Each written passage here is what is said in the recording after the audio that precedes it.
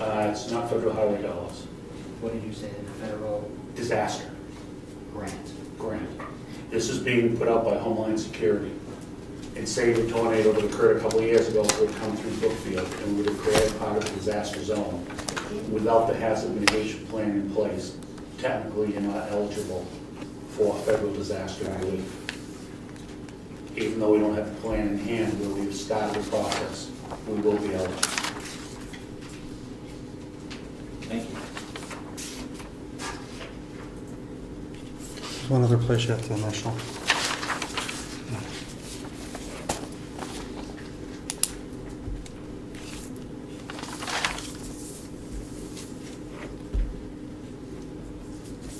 Or if you had a water tank like Rochester. Yes, if we had a water tank on top of Moose Mountain. I noticed that nice little aerial stream they had coming off the ladder. They're talking $1 million water tank. That's going to take a while. Gentlemen, any questions for me? Thank you. Thank you. Would you like to address the road committee at this point or later on under other? Well, you're here right now. Unless you hear any objections, why don't you press on? Okay. We have put together our tentative budget, or it has been put together. I should use the term we. The committee will be meeting on it next Tuesday to go over and prioritize it. I emailed everybody on the committee a copy of it. Please disregard that copy. There was a little mathematical error on it. A wrong cost was used, so prices were wicked a lot more expensive than I thought they were going to be. This is the corrected plan, which brings prices into a lot more reasonable arena. We will meet next Tuesday and put together a recommended priority list of these projects. Just so you know, I will not be there. Got your email, yes. If you have any thoughts in the meantime, please get them to me and I'll bring them forth at the meeting. What the road committee is doing is presenting a list of projects to the selectmen this year with recommended priorities. Not that all the projects will be completed this year, but to start a long-term plan to go from 2012 through 2015. Not to say that this plan will be cast in stone, it's a very dynamic plan, but at least it starts giving the town a target to shoot for. Okay, we'll obviously need some time to digest these numbers, and your meeting is coming up next week. Yes, and I apologize for delaying this. It's been a busy fall. I like how you laid this out. Right? And it's all in Excel, so if there's anything you don't like math errors, we can fix those pretty quickly. You could make some of those numbers smaller. We could.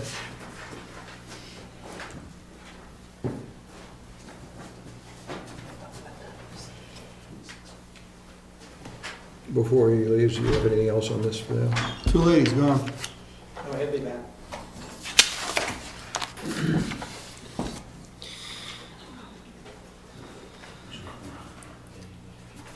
We'll have to look at the numbers.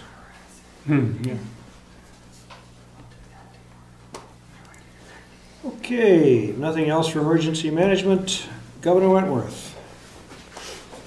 I've got about a 20-page briefing here that I'm not going to give you. If anybody would care to read it, it is our entire presentation on the budget. The bottom line is this. Our gross budget increase is 1.14%. Believe me, they did a lot of cutting, and the CPI was 3.56%. That's where inflation's put us. So it's what we thought was a bare bones budget. If you care to vote for the default budget, it's more money. Now, you always have 30% that vote for the default budget anyway. They're voting to increase taxes, not decrease them. So just so the public is aware.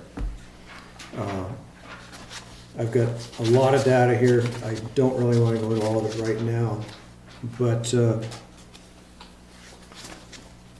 one of the things that I did want to cover here briefly is, with all this construction, we've increased our space at Kingswood Complex by 74% over what it was there before.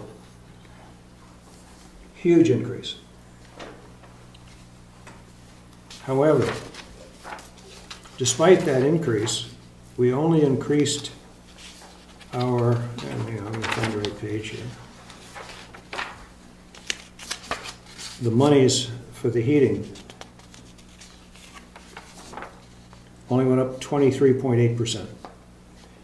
And the reason it didn't go up more is because it's geothermal. And we think this is part of the payback. But it's going to take us at least another year to 18 months before we have good financial numbers to give you. And the reason I say that is right now we have contractors on site using electricity, a lot of it. And so it's hard to compare previous years to where we're at now. But a year from now, when the project's completed and we begin to get some good raw data, then we'll be able to give you some better figures on how we're doing. But I think it's pretty impressive that we increased the square footage between the VOC, the middle school, and the high school by 74%, but the heating increase was 23.8%. Why is the heating increasing? It's geothermal and it's on site. Because we have 152,000 square feet more to heat and cool. So, Despite, where's the increase coming from? We're not using propane to heat it anymore. no, generally we're using electricity for fans and pumps.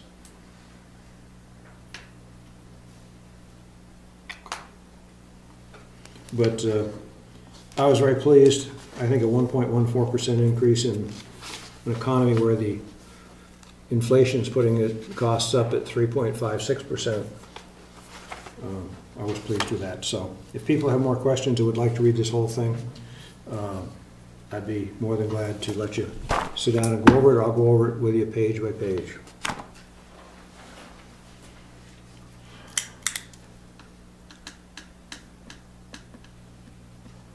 Heritage Commission. The Heritage Commission is not meeting this month, but we will be meeting starting again in January, and we're going to start in January on the recording some of the elderly statespeople of our town. And also we are going to do again in February the Valentine breakfast. So we'll be working on both of those in January. Excellent. I met today with the electrician due to the electrical issues identified at the townhouse. His first priority is going to be to fix that problem in the attic. That'd be good. And as soon as that's done, we can start getting competitive bids to see what it would cost us to add some blown-in insulation up above to help cut down our heating bill.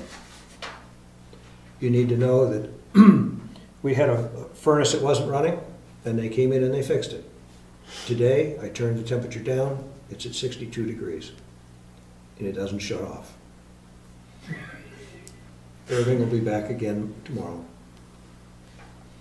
And we're gonna pay him again to come and do this.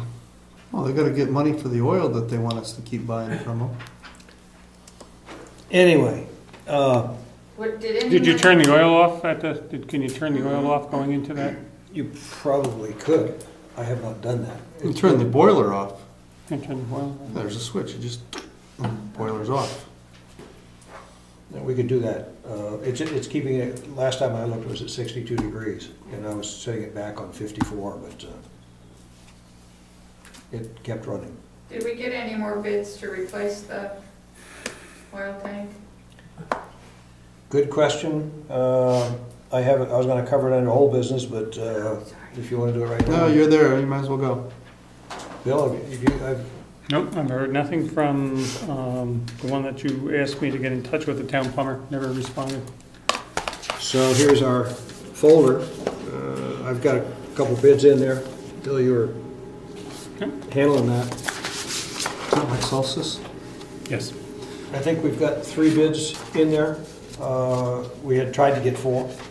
The fourth party never responded for whatever I'm reason. sure, yeah, could be out of business or.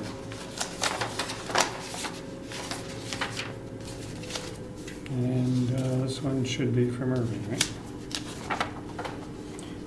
The electrician is also ordering the new electrical panels to replace the old ones. Did you talk Okay. to, And he'll be coming in and letting us know what those costs, anticipated costs are. Okay, And then that's as far as I was taking Eastern things. propane? The oil tank, Yeah. the electrical panels, and the insulation. Beyond that, you and I need to sit down and talk some as far as where we go from there.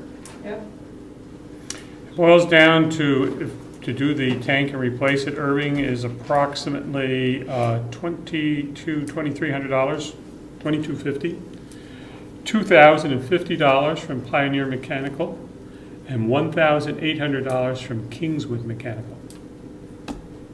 The information was from Kingswood. They were given the same information that's on the Irving bill as far as the things to be replaced. Do I hear a motion then? I have a question before motion. Well, let's Oh, make yeah, a we motion. can discuss it. In the report that was done by Salem Falls folks, Yeah. they discussed the advantages of going over to to propane over oil.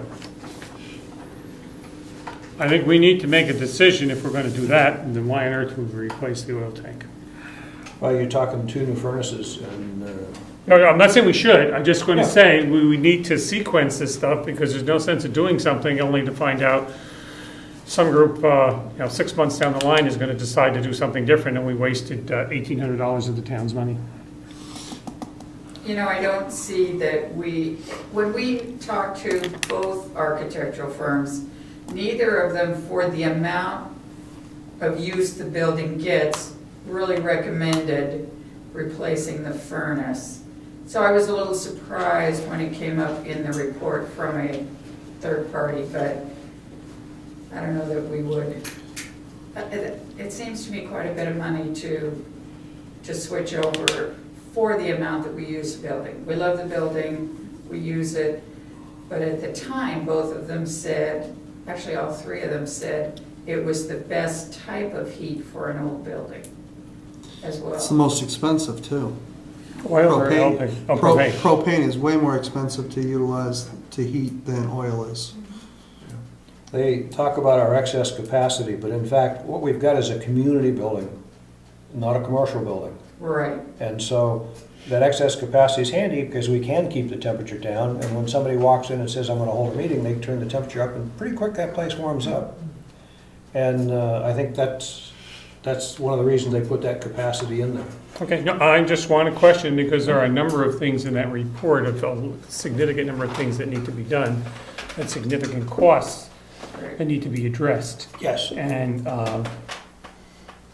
I would certainly hate to see us do certain things only to find out, a year later, we're going to rip up what we do. Like finish the floors and find out we're going to rip up the floors to replace them a year later. I mean, I just think we need to think this out to be sure that that's what we want. We're not going to change. Yeah, that's what I was trying to say when I was talking to Mary Lou is we know we need to address the electrical issues. That's, among other things, it's a safety issue. We need, because of the amount of money we spend on oil for that building, we really need to blow some additional insulation in, at least in the townhouse. And then beyond that, working with the Heritage Commission and the Selectmen, we need to establish the priorities for the rest of that report. Question. Tom? 2 questions. There's 2 furnaces there, correct? Yes, Yeah. one for each area. Did anybody even think about consolidating? And the second question is, how old are the furnaces? Furnaces are 20-some odd years old, somewhere in there. So the furnaces are pretty much the end of the line. No. They're at about 80, I think it was 84, 86% efficiency, which is standard for oil. We've got new burners. Oh, okay. Yeah, the inside, all the working mechanisms are brand new. Oh, okay. We keep the nozzles and all that cleaned and updated on a regular basis. It's just the housing unit themselves, and to converting them into one, I don't believe with the way that the buildings are that we could utilize just one unit to heat both areas, because then you would be overtaxing those units for what it is, because there's no insulation in the walls. I You mean, couldn't do it with one larger burner with zone control.